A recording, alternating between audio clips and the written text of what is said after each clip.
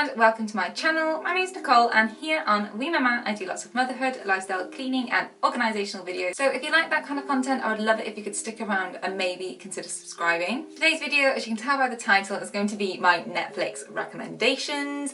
As with the rest of the world, during lockdown we have just like bunkered down and just devoured most of Netflix offerings, and I just wanted to talk about some of my favourite all-time shows on Netflix. Some of them you might not have heard of, some of them you probably heard of a long time ago, but I just wanted to put together a little video on some of my top favourite series. So my first favourite is a TV series called Glitch. This is such a good show and I just feel like it is totally under the radar. Whenever I ask people about it, nobody knows what I'm talking about, none of them have seen it.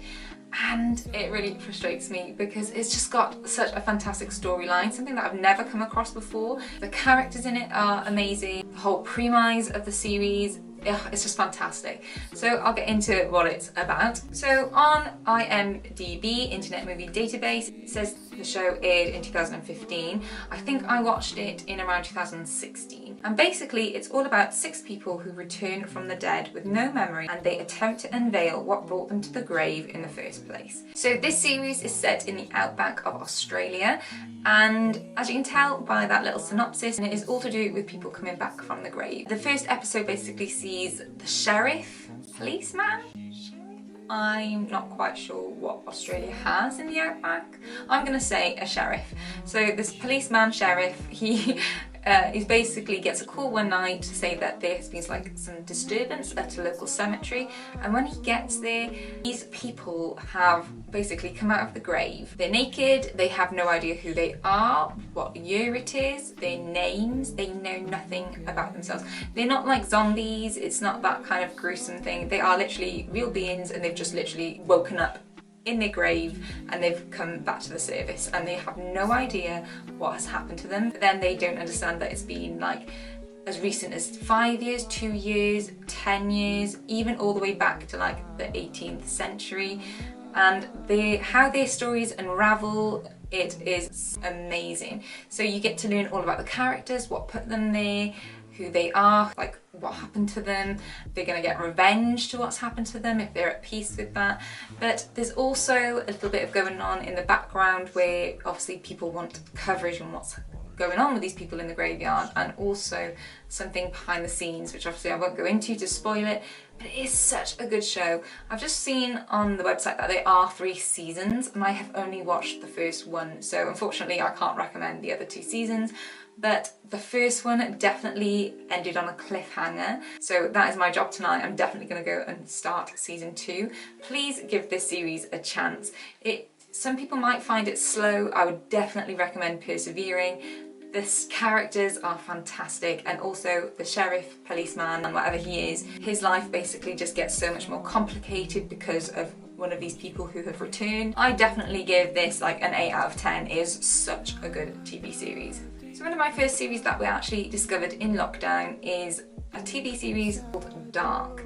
Now I tried to watch this a long time ago.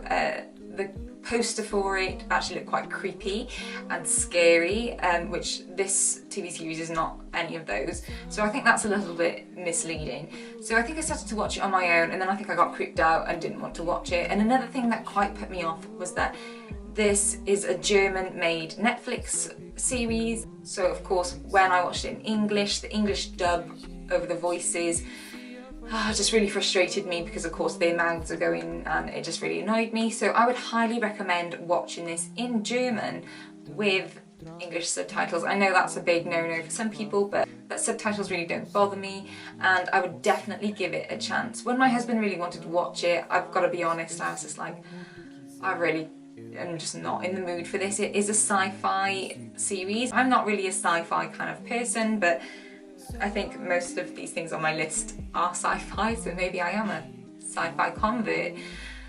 This series just, it just blew up. All we could talk about and think about during lockdown. I don't really want to give too much away, so I'll just read the synopsis. It's a family saga with a supernatural twist. It's set in a German town with the disappearance of 2 young children expose the relationships among 4 different families. So I feel like that little synopsis has nothing to do with the actual series. Once you get into it, I don't want to tell you what the whole point of the series is because you don't really discover that until quite further into the series. But the characters are fantastic. This small town where like the teenagers can't wait to get out of it. Weird things are happening, and let's just say it's futuristic in a way which is not my cup of tea, but it is so good. There are 3 seasons. We watched the first 2 seasons in lockdown. When we finished the second season, literally like 2 days later, they released season 3. So we watched all of those. I am not particularly a fan of season 3 just because it does go very into like futuristic, and that's just not my cup of tea. If you love that kind of dystopian future, you will love it. Not my cup of tea, but it was still worth watching. It was a great series. There's so many things that go on. The characters are great, and just the whole mystery that shrouds this little town and the people of what actually happens. It's just mind-blowing, and it is such a good show. My third favourite is Black Mirror. I must be living under a rock because I've never really heard anything about Black Mirror before. So we started this series in lockdown, and I am obsessed. I have come away from every single episode and I cannot stop thinking about it. So again, if you're not aware of what Black Mirror is, a very much a sci-fi, thriller, drama type series which is very heavily focused on technology and how it like affects our lives, how we live without it, how we can't live without it, what will happen in the future kind of thing, to the point where you're literally like, oh my god, that could actually happen. So sometimes it gets a little bit too close to home, but they are brilliant series. I'll just read the synopsis. So Black Mirror is an anthology series exploring a twisted, high-tech multiverse where humanity's greatest innovations and darkest instincts collide. So every episode is different. They're not really related in any way. I think they're little things sneaked in, like so from a technology company, they also provide things in a different episode, but every episode is different. They have like different characters, they're a different storyline, so it's not one that you watch. So this is really easy if you just fancy watching something like a one-off kind of thing. You don't have to really concentrate too much on the storyline to make it all make sense. Every episode is different. My favourite episode is one called Nosedive, and it's got Bryce Dallas Howard in it. She is the red-haired lady from the new Jurassic Park films, and that episode really stuck with me. It's definitely my favourite one. And the synopsis of that episode: the currency of her world is based on like Instagram likes, and basically that is like your value and it's your currency. So this main character, she really wants to buy a nice house in a neighbourhood, but she hasn't quite got to that high point of likes. So even though she's close, she needs say like 500,000 likes on her profile to get to purchase that house. Like they can't have like an unpopular kind of person or a mid-popular person living in this type of area. So she really needs to boost her likes. So the way it works is she has an app on her phone, and she bumps into someone at the coffee shop and he's like, oh, I love your shoes, and she's like, thanks, and they both like point the phone at each other and like, so they've both got like kudos. And she basically gets invited to a wedding, and she knows that this wedding is her chance to like up her game with her like social likes. So but then everything like takes a turn for the worse, and everything that could possibly go wrong on her way to this wedding does, to the point where she gets like, her car breaks down and she can't afford a new car because her likes are just going all the way down to the bottom. And the concept of this series, like how the technology works, is fantastic. Like as mentioned before, where things happen, you're like, oh my god, that could actually happen one day. It's definitely very eye-opening on like how you use your technology. Highly, highly recommend. It's probably one of the best series I think I've ever watched. I think there are 5 seasons and 22 episodes, and there's also a spin-off one called Bandersnatch, which I've not watched yet, but I'm definitely gonna go make my way over to watching that at some point. My 4th favourite TV show has got to be Unsolved Mysteries. I think I do kind of like true crime, but I don't really watch too much of it. This series is so good. So this series is basically a new one. I've not watched any of the older ones. I think it's like an American TV show. It says here that these are 12 new episodes that are rooted in the experiences of ordinary people who have lived through the unthinkable, from the trauma of loved ones' unexplained disappearance or a horrific death to the shock and bizarre of a paranormal encounter. The first few episodes are brilliant. one episode that really stuck with me was a woman and her husband, and the husband goes missing, and they find him in a closet in a hotel, and it's a hole in the roof, and there is just no explanation as to how he got there, like from like security camera footage from his car. No one knows how he got there, and he's basically been in there for weeks. I think the last episode ends up in France, and basically a whole family gets murdered, and someone just kind of clicks because they realise the shutters aren't open in their house and somebody's trying to like cover it up. Such a good series. If you really love true crime, mystery, that kind of thing, definitely recommend this if you've not seen it already. And the last thing on my list is Line of Duty. Where have I been? I remember people talking about this for the last few years. It came out in 2012. I've never really watched police TV shows. In the UK they're quite popular. I think we have one called like The Thin Blue Line, The Bill. So I've never really watched any kind of police themed dramas before.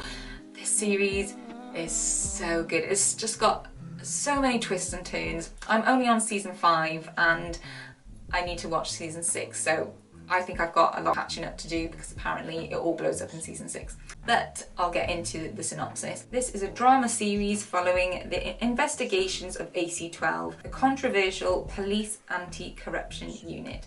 So this series follows 3 police officers, a man called Hastings, one called Steve Arnott, and a girl called Kat Fleming.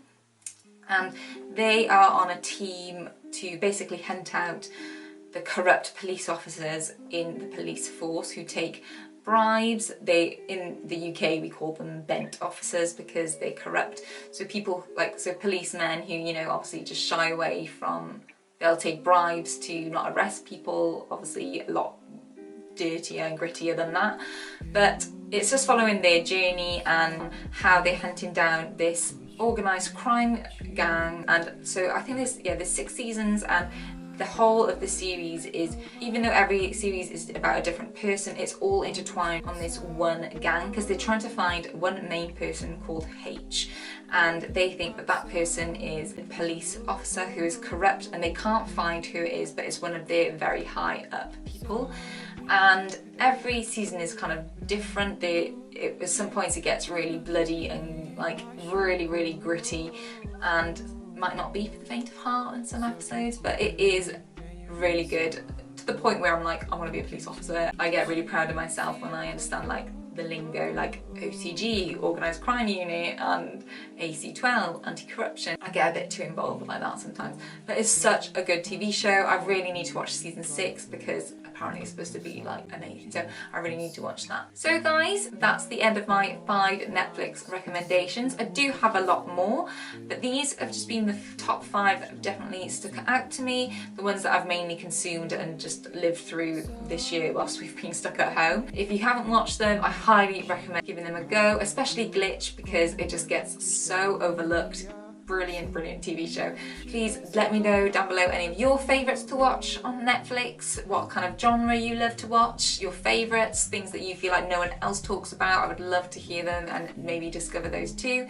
If you did like this video or it helped you in any way, I would love for you to give it a like, and please consider subscribing. I would love to have you as a viewer, and I will see you in the next one. Bye!